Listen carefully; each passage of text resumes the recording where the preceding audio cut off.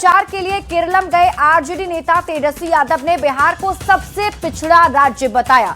अपने राज्य से इतनी दूर जाकर इस तरह के बयान देने पर सियासी माहौल गर्मा गया है।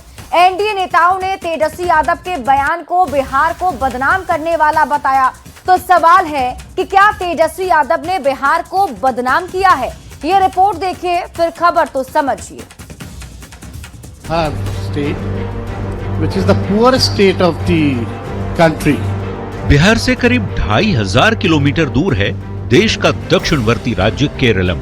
केरलम में विधानसभा का चुनाव हो रहा है। चुनाव प्रचार के लिए पटना से करीब 2440 किलोमीटर दूर केरलम के कोझिकोड पहुंचे हैं बिहार विधानसभा के नेता प्रतिपक्ष तेजस्वी यादव। अपने राज्य से करीब 2500 किलोमीटर दूर जाकर तेजस्वी ने एक ऐसा बयान दिया जिसने बिहार की सियासत को लहका दिया है। पहले तेजस्वी यादव का ये बयान सुन लीजिए। हम तो बिहार से आते हैं, जो सबसे देश का गरीब राज्य है और जहां हेल्थ एजुकेशन की अगर बात करें तो सबसे नीचे पायदान पे है। बिहार से बाहर केरलम जाकर तेजस्वी यादव के बिहार को पिछड़ा बताने पर एनडीए नेताओं ने कड़ी प्रतिक्रिया दी है। बिहार को पिछड़ा और दरिद्र कहने का हिमाकत कैसे कर दिया? एनडीए नेताओं का आरोप है कि तेजस्वी बाहर जाकर बिहार को बदनाम करने की साजिश करते हैं। तेजस्वी जी, आपकी फितरत ही है कि बिहार को और बिहारियों को आप गाली दें और इन्हें मात्र वोट बैंक की तरह इस्तेमाल करें। वहीं आरजेडी और कांग्रेस नेताओं का कहना है कि तेजस्वी यादव ने सच बोला है। तेजस्वी जी ने बिल्कुल सही कहा है। बता दें कि केरलम में आरजेडी का गठबंधन लेफ्ट फ्रंट यानी एलडीएफ के साथ है और अपने गठबंधन के पक्ष में चुनाव प्रचार के लिए तेजस्वी वहां गए हुए हैं। सवाल है कि क्या तेजस्वी यादव ने बाहर जाकर बिहार को बदनाम किया? वैसे बीजेपी के फायर ब्रांड नेता और केंद्रीय मंत्री गिरिराज सिंह तंज कसते हुए कहते हैं कि बिहार तो संभला नहीं, अब केरलम गए। बिहार तो संभल नहीं रहा है, केरल प्रचार करने गए थे। न्यूज 18 के लिए पटना से संवाददाता आनंद अमृतराज और धर्मेंद्र कुमार के साथ ब्यूरो रिपोर्ट। तो तेजस्वी यादव के इस बयान पर बिहार में सियासी बवाल मचा हुआ है।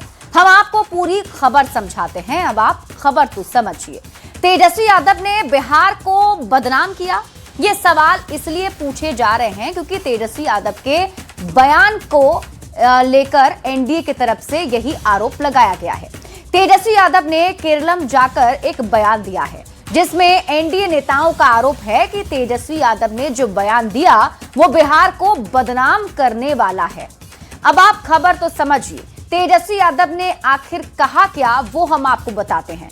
तो पहले उन्होंने कहा कि बिहार देश का सबसे गरीब राज्य है, हेल्थ और एजुकेशन में बिहार सबसे नीचे है, केरलम हर विकास सूचकांक यानी कि पायदान में सबसे ऊपर है।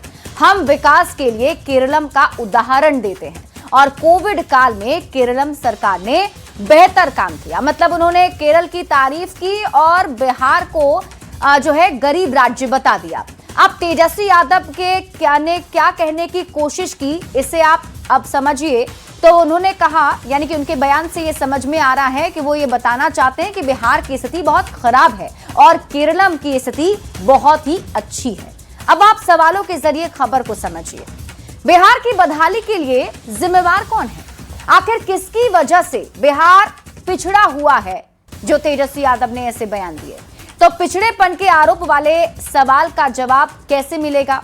अब अगर आपको पिछड़ेपन के आरोप वाले सवाल का जवाब चाहिए तो इसका जवाब है कि बहुत पहले ना भी जाएं तो कम से कम अगर पिछले 35 साल के शासन से तुलना करें, तुलनात्मक अध्ययन करें तो ये पता चल जाता है कि बिहार की यह हालत क्यों है।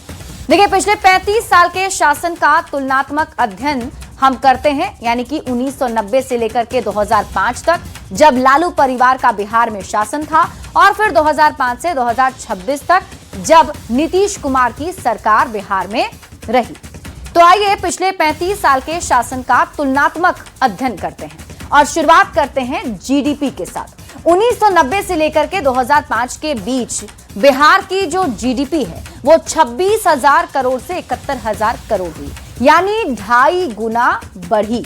दूसरी ओर 2005 से 2026 तक जीडीपी 71,000 करोड़ से 10.97 लाख करोड़ पहुंच गई, मतलब 15 गुना बढ़ गई। साक्षरता की अब बात कर लेते हैं, जिसकी बात तेजस्वी यादव ने की कि केरलम में साक्षरता दर जो है ज्यादा है।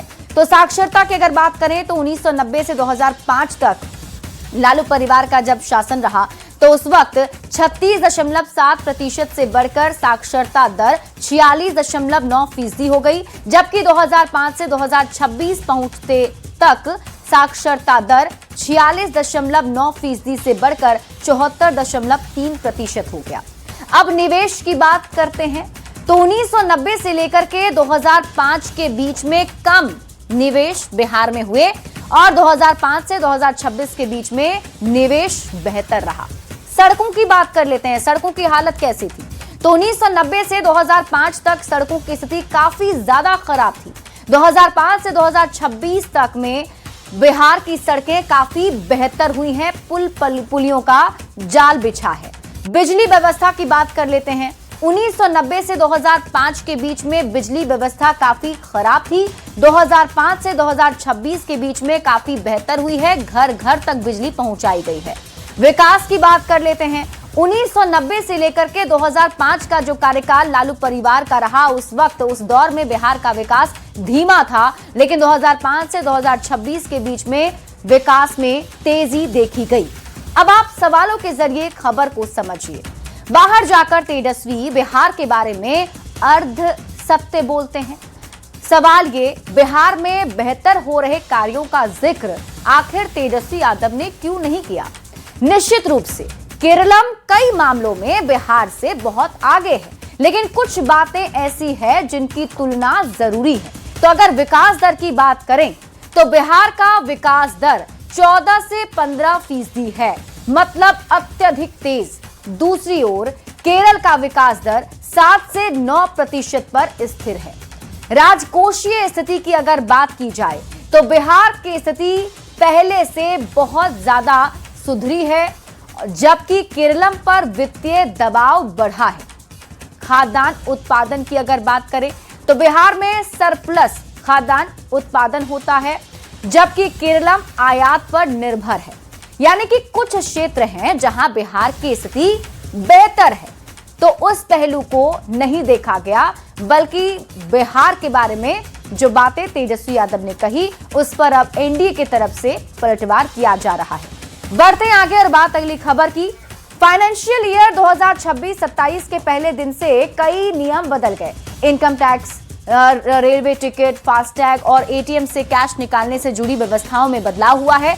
सबसे पहले आपको ये रिपोर्ट दिखाते हैं, फिर खबर समझाते हैं।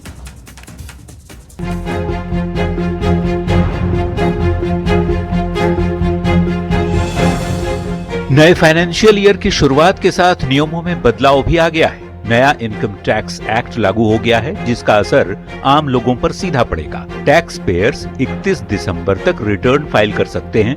अब tax payers revised return penalty के साथ 31 मार्च तक रिटर्न फाइल कर सकेंगे।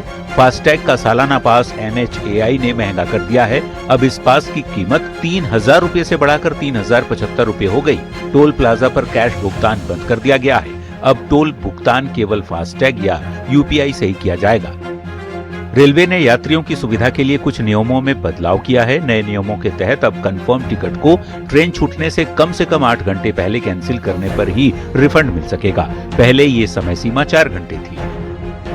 पैन कार्ड बनवाने के लिए आधार कार्ड को जन्म तिथि का प्रमाण पत्र नहीं माना जाएगा। जन्म तिथि के लिए जन्म प्रमाण पत्र, कक्षा 10 का प्रमाण पत्र या पासपोर्ट देना होगा। कई बैंकों ने एटीएम से कैश निकासी की लिमिट तय की है। HDFC, PNB समेत कई बैंकों ने एटीएम से फ्री ट्रांजैक्शन और कैश विड्रॉल की लिमिट में बदलाव किया है। नया लेबर कोड पूरे देश में प्रभावी हो रहा है, जिसके तहत आपकी बेसिक सैलरी 50% रखना जरूरी है। ऐसे में PF का कंट्रीब्यूशन बढ़ सकता है। कमर्शियल सिलेंडर की कीमतों में बढ़ोतरी हुई है, हालांकि घरेलू सिलेंडर की कीमत में बदलाव नहीं हुआ। ऑनलाइन धोखाधड़ी रोकने के लिए हर ट्रांजैक्शन पर 2 फैक्टर ऑथेंटिकेशन अनिवार्य होगा, यानी अब OTP के साथ साथ आपको पिन, बायोमेट्रिक या फेस ID का इस्तेमाल करना पड़ सकता है। Bureau report, News 18। तो 1 अप्रैल से अब नए फाइनेंशियल ईयर की शुरुआत हो चुकी है और कई नियम हैं जो बदल गए हैं। इन नियमों का सीधा असर आप पर होता है, इसलिए अब आप खबर तो समझिए। 1 अप्रैल से क्या क्या बदलाव किए गए हैं, कौन कौन से नियम हैं जो बदल गए हैं, पॉइंट टू पॉइंट आपको समझाते हैं। तो 1 अप्रैल से क्या क्या नियम बदला है, उसमें सबसे पहले बात करते हैं टैक्स कानून में बदलाव की। यानी कि टैक्स कानून में क्या बदलाव अब देखने को मिलेगा। देखिए, कल तक 1 अप्रैल से 1961 के इनकम टैक्स एक्ट थे, लेकिन अब इनकम टैक्स एक्ट 2025 जो है वो लागू होगा, प्रभावी होगा। टैक्स कानून में बदलाव की अगर बात करें तो उलझाने वाले शब्दों की अब छुट्टी हो गई है, जैसे कि असेसमेंट ईयर या प्रीवियस ईयर, इसको हटा करके अब टैक्स ईयर कर दिया गया है। 1 अप्रैल से और क्या क्या बदलाव आपको देखने को मिलेंगे, तो टैक्स कानून में दूसरा बदलाव हुआ है। 12 लाख तक की कमाई पर नो टैक्स लगने वाला है। मतलब अगर आपकी एनुअल इनकम 12 लाख रुपए है, सालाना आय, तो आपको 1 रुपए भी टैक्स नहीं देना है। 1 अप्रैल से और क्या बदलाव होने वाले हैं, तो फॉर्म 16 की जगह अब नए फॉर्म होंगे। यानी कि फॉर्म 16 की जगह अब नए फॉर्म हो जाएंगे। कल तक 1 अप्रैल से फॉर्म 16 और फॉर्म 16A अब फॉर्म 130 और फॉर्म 131 हो जाएगा। इट मींस कि इसमें बड़ा बदलाव किया गया है। फॉर्म 16 और फॉर्म 16A को हटा करके अब 130 और फॉर्म 131 कर दिया गया है। पैन कार्ड के भी नियम हैं जो अब पहले से ज्यादा सख्त हो गए हैं। पैन कार्ड में क्या नियम बदलाव किया गया है, तो केवल आधार कार्ड जन्म तिथि का प्रमाण नहीं, बल्कि 10वीं की जो मार्कशीट है या पासपोर्ट जैसे डॉक्यूमेंट्स भी इसके लिए जरूरी होंगे। अब आपको बताते हैं गैस और फ्यूल के दाम में भी बदलाव होने जा रहा है। अब आप खबर तो समझिए, एटीएम से पैसा निकालना भी महंगा होने वाला है। यानी कि पहले के मुकाबले अब जब आप एटीएम से पैसे निकालेंगे, ट्रांजैक्शन करेंगे, तो आपको ज्यादा पैसे भी खर्च करने पड़ेंगे। एटीएम से पैसे निकालना महंगा होने वाला है क्योंकि यूपीआई के जरिए एटीएम से पैसे निकालने को भी अब फ्री लिमिट में गिनती की जाएगी, एचडीएफसी जैसे बैंकों में। 5 ट्रांजैक्शन के बाद हर बार आप अगर ट्रांजैक्शन करते हैं तो 23 रुपए आपको एक्स्ट्रा देने पड़ेंगे। बंधन बैंक में बैलेंस कम होने की वजह से ट्रांजैक्शन फेल होने पर 25 रुपए का जुर्माना भी आप पर लग सकता है और पैसे निकालने की लिमिट घट गई है। आपको बता दें कि पहले आप 1 लाख रुपए तक निकाल सकते थे, लेकिन अब 50,000 से 75,000 रुपए ही निकाल सकते हैं। पीएनबी के कुछ खास डेबिट कार्ड्स पर ये एप्लीकेबल है। अब आप खबर तो समझिए और क्या बदलाव होने वाले हैं। ट्रेन यानी कि रेलवे में बड़ा बदलाव किया गया है। टिकट कैंसिलेशन का नियम जो है अब वो बदल गया है। टिकट कैंसिलेशन के नियम में जो बदलाव किया गया है उसे आप ऐसे समझिए कि अगर आपको पहले ऐसा था कि 4 घंटे पहले तक आप अगर टिकट कैंसिल करते थे तो आपको रिफंड नहीं मिलता था। अब इसकी टाइमिंग जो है वो बढ़ा दी गई है। यानी कि 8 घंटा पहले अगर आप टिकट कैंसिल करते हैं तो आपको रिफंड नहीं मिलेगा। ट्रेन टिकट रिफंड का जो नया स्ट्रक्चर है वो भी आपको बता देते हैं। अगर आपको रिफंड चाहिए तो कितने घंटे पहले आपको टिकट कैंसिल करना पड़ेगा वो आप समझिए।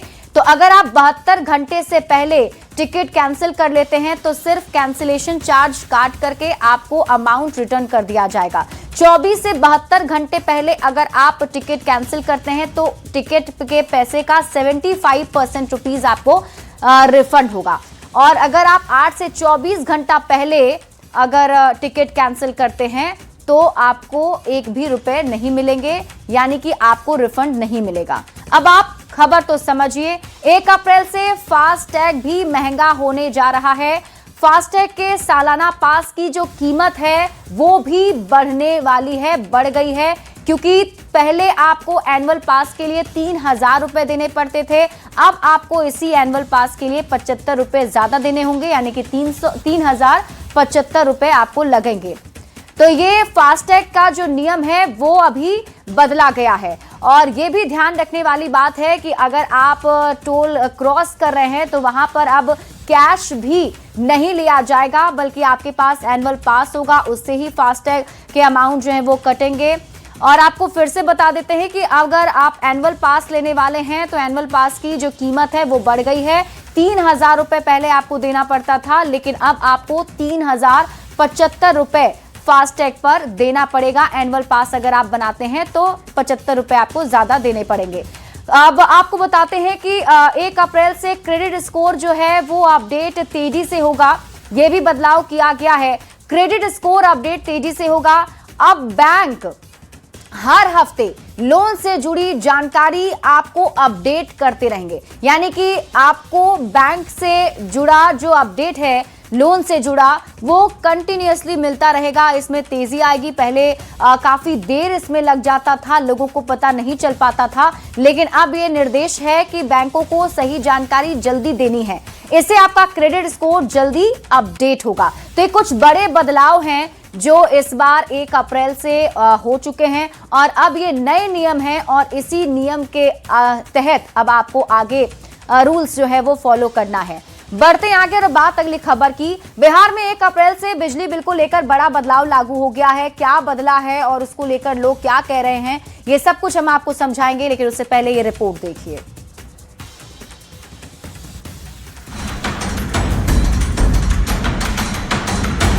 बिहार में बिजली उपभोक्ताओं के लिए 1 अप्रैल से नया टैरिफ सिस्टम लागू हो गया है। इसके तहत अब बिजली की दरें दिन के अलग अलग समय के हिसाब से तय होंगी।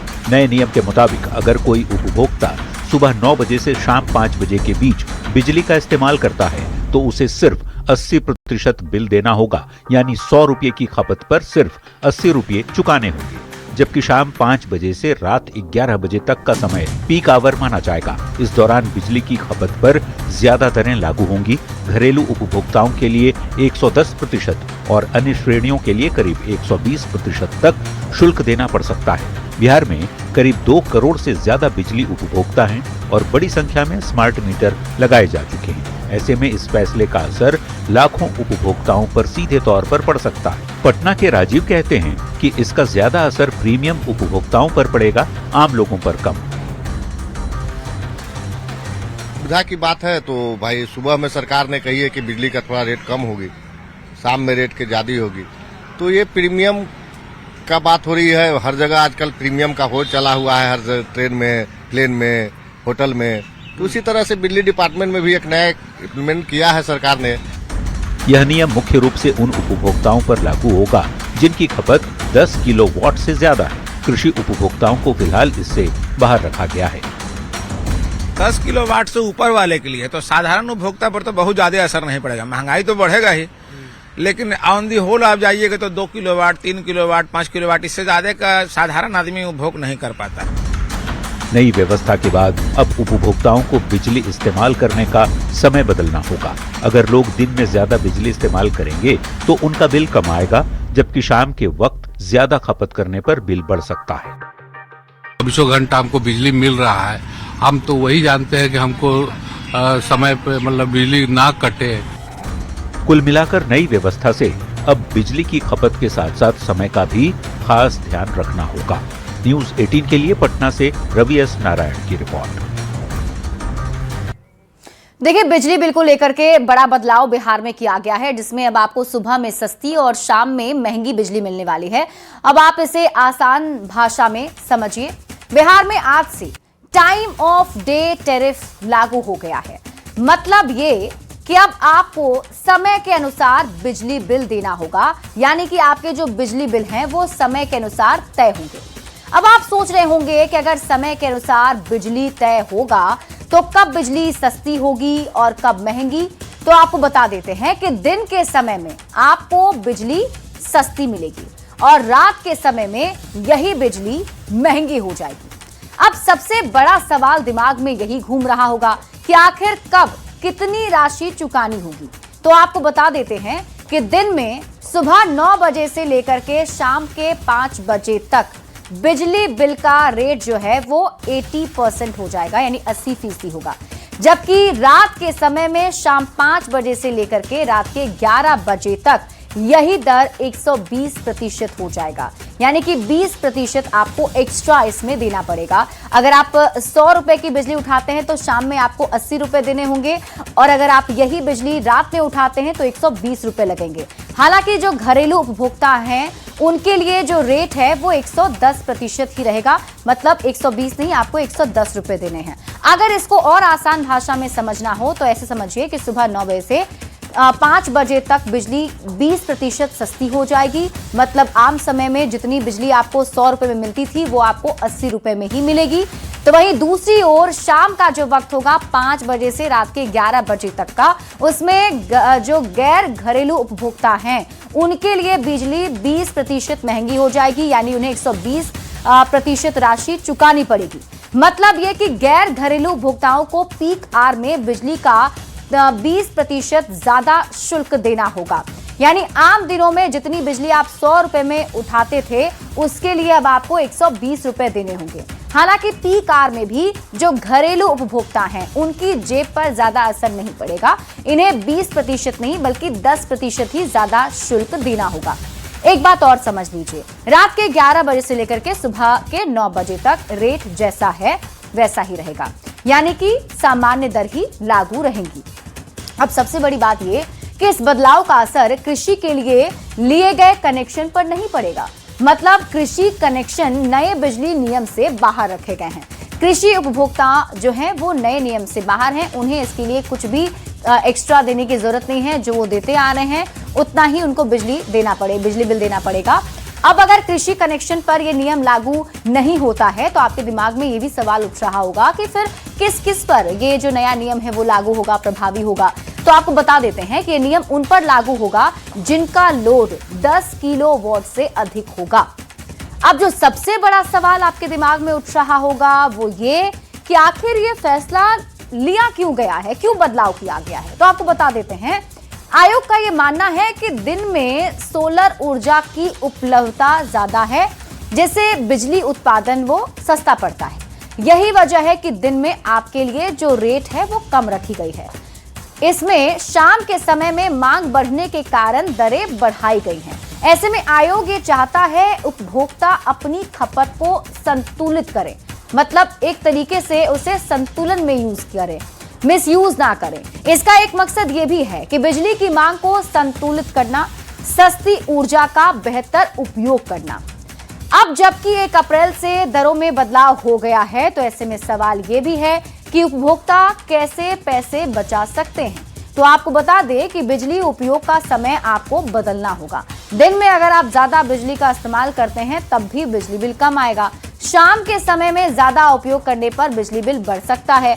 बिजली बचाने के साथ साथ आप समय प्रबंधन भी जरूर रखिए। नई व्यवस्था उपभोक्ताओं की आदतों को बदलने वाली है।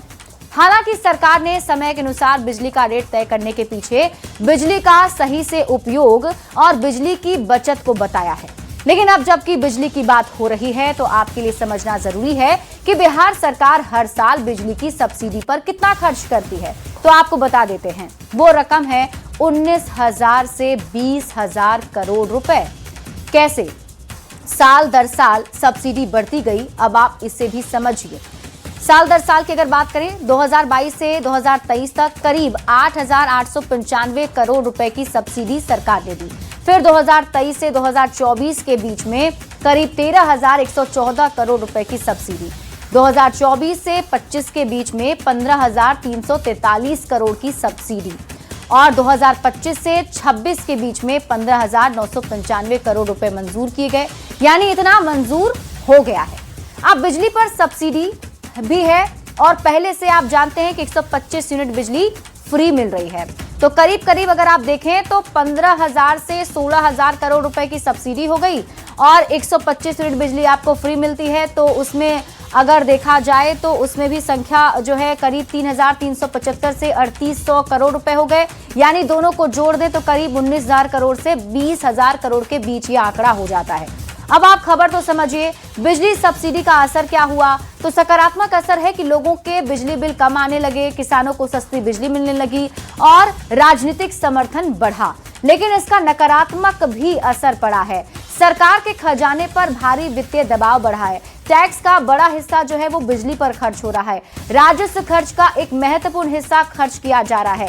विकास और निवेश पर इसका असर पड़ा है और यही वजह है कि अब इसे थोड़ा और संतुलित करने के लिए ये बदलाव जो है बिजली रेट में किए गए हैं।